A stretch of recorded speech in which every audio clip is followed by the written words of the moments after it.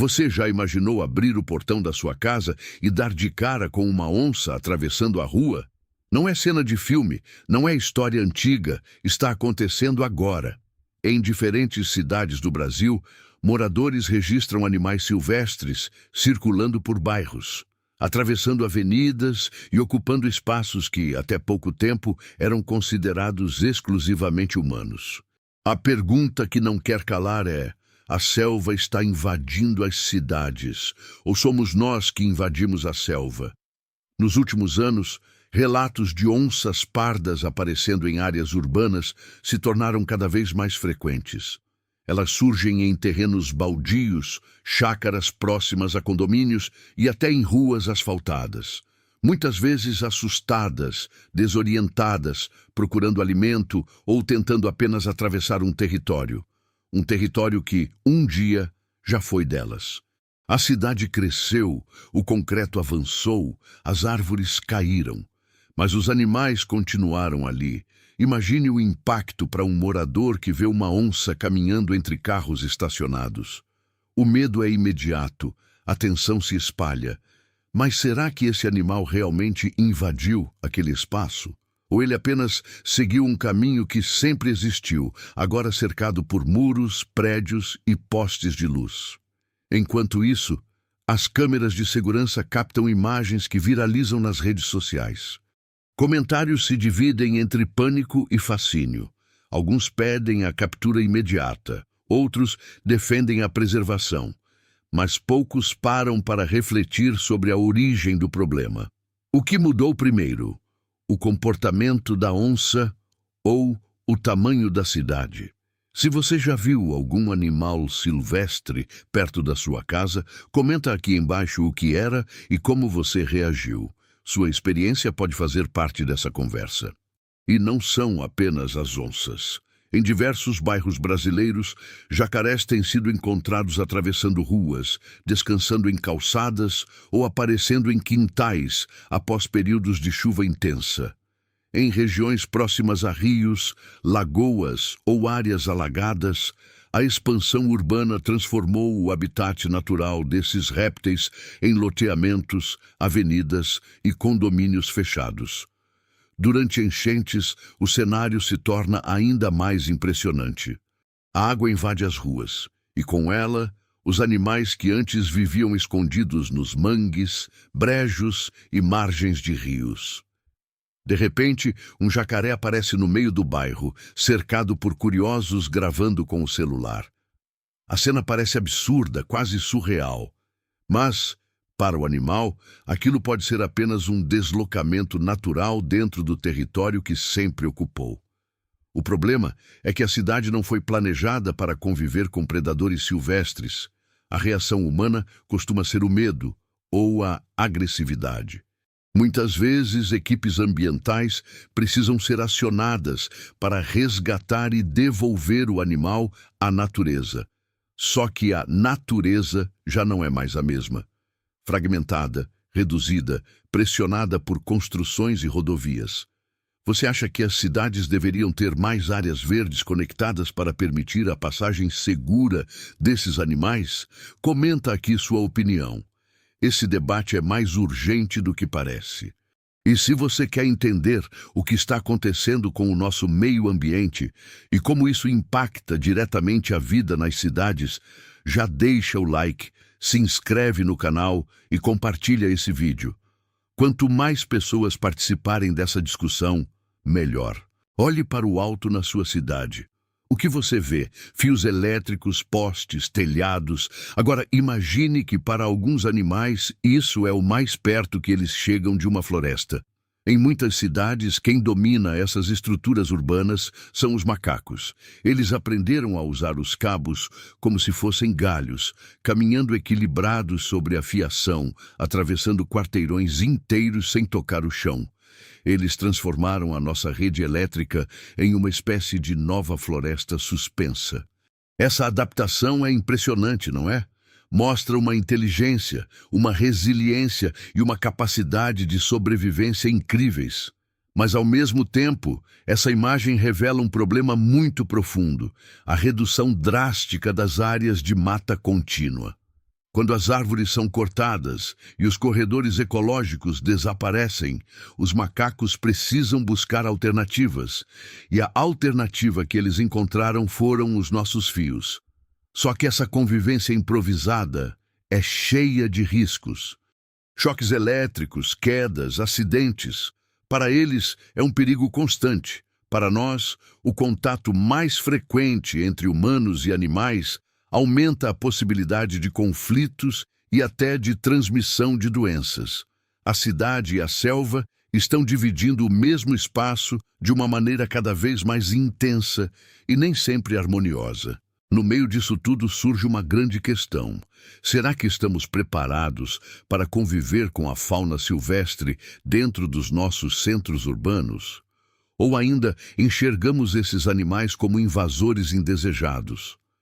A verdade é que a expansão das cidades não acontece por acaso. Ela é resultado do nosso crescimento populacional, do desenvolvimento econômico e da busca por moradia. O problema é que, muitas vezes, esse crescimento ignora completamente os limites do meio ambiente. Áreas que antes eram florestas, cerrados ou manguezais, são transformadas em bairros inteiros em questão de poucos anos. Quando isso acontece, os animais não recebem um aviso prévio. Eles não sabem que aquele território agora tem um novo dono. Eles continuam seguindo seus instintos mais básicos: buscar alimento, abrigo e parceiros para se reproduzir. E no meio desse processo, acabam cruzando com ruas, carros e pessoas. É por isso que vemos notícias de onças aparecendo em condomínios. A presença de um predador como esse indica que ainda existe uma cadeia alimentar ativa ali perto. Isso pode até ser um sinal de que alguns fragmentos de mata continuam vivos, mesmo pressionados pela cidade. Mas, acima de tudo, é um alerta gigante de que estamos ocupando áreas que são sensíveis demais, que são o lar desses animais. E tem ainda o fator do lixo urbano. Restos de comida que jogamos fora atraem animais menores, como roedores e gambás, que por sua vez atraem os predadores maiores.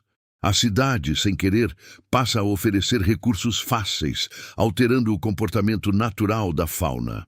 Aos poucos, aquela linha que separava o mundo urbano do mundo selvagem vai desaparecendo, se tornando cada vez mais borrada. A pergunta que fica é: na sua opinião, é possível existir um equilíbrio real entre a cidade e a natureza? Ou será que estamos caminhando para conflitos cada vez mais frequentes e inevitáveis? Eu quero muito saber o que você pensa. Então, deixa seu comentário aqui embaixo. Sabe, talvez a pergunta central não seja: a selva está invadindo as cidades, mas sim: até onde a cidade pode avançar sem destruir tudo o que existe ao seu redor? Onças, jacarés e macacos não surgiram do nada nos centros urbanos. Eles sempre estiveram ali. O que mudou foi o cenário em volta deles. Nós mudamos o cenário. Quando vemos uma onça em um bairro residencial, um jacaré em uma rua alagada ou macacos dominando os fios elétricos, estamos testemunhando um choque entre dois mundos que antes estavam mais separados. Isso não é um evento isolado, um acaso. É um sintoma de algo muito maior. É a febre de um planeta que está sendo transformado rápido demais. O futuro das nossas cidades, e talvez o nosso próprio futuro, pode depender da forma como a gente escolhe lidar com essa nova realidade. A solução não é simples, mas ela existe. Passa por um planejamento urbano mais sustentável, que considere a natureza. Passa pela preservação e criação de corredores ecológicos que permitam que os animais se desloquem com segurança. Passa por educação ambiental, para que a gente entenda e respeite os limites da natureza. Isso pode reduzir os conflitos e salvar vidas, tanto humanas quanto animais. A selva não tem um plano de invasão. Ela não pensa em tomar o que é nosso. Ela apenas resiste. Ela tenta sobreviver. E talvez a verdadeira pergunta que a gente precise se fazer seja: nós conseguimos crescer e nos desenvolver sem expulsar completamente tudo aquilo que já estava aqui antes de nós? Se esse vídeo fez você refletir, se te trouxe uma nova perspectiva, por favor, deixa o seu like agora. Se inscreve no canal para não perder outros conteúdos como este e compartilha com seus amigos.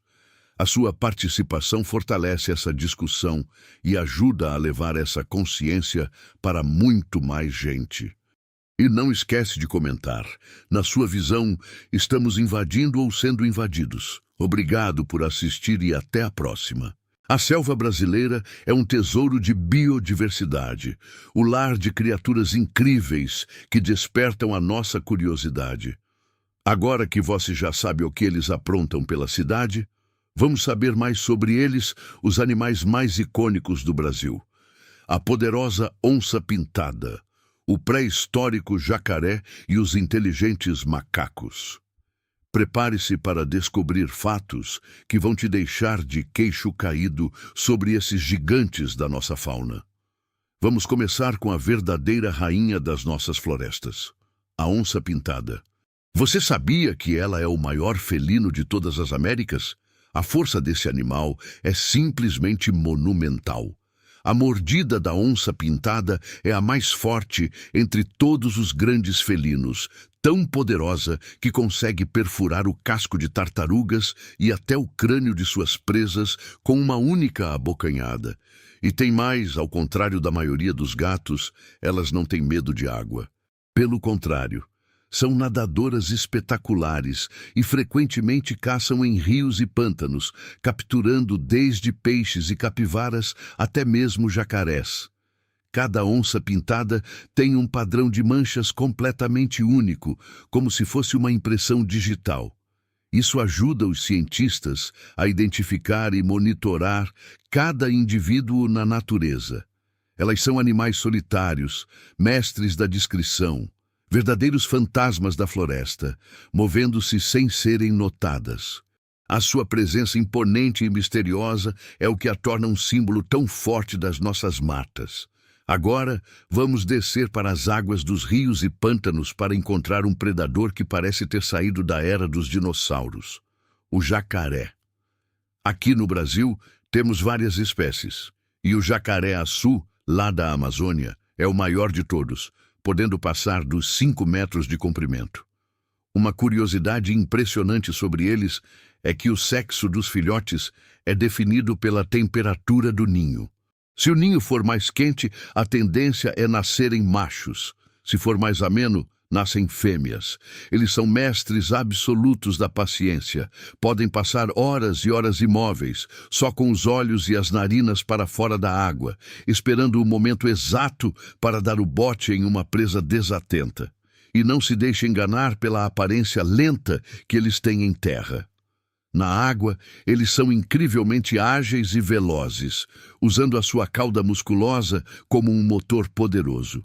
Eles também possuem uma espécie de terceiro olho, uma membrana transparente que protege seus olhos debaixo d'água, permitindo que enxerguem perfeitamente enquanto caçam. Subindo para o topo das árvores, encontramos uma diversidade espetacular de macacos. O Brasil é o país com a maior variedade de primatas do mundo. É uma festa nas alturas. Entre eles está o muriqui, o maior macaco das Américas. Ele é conhecido por sua natureza super pacífica e por se mover de forma acrobática, como um verdadeiro trapezista, usando seus braços longos e sua cauda preênsil. Mas falando em cauda, você sabia que nem todos os macacos brasileiros a usam para se agarrar? Os macacos-aranha e os búgios, por exemplo, têm caudas que funcionam como um quinto membro, mas outros, como o famoso mico-leão dourado, não têm essa habilidade. E por falar nos búgios, o nome deles faz todo o sentido. O som que eles emitem é um dos mais altos do reino animal e pode ser ouvido a quilômetros de distância.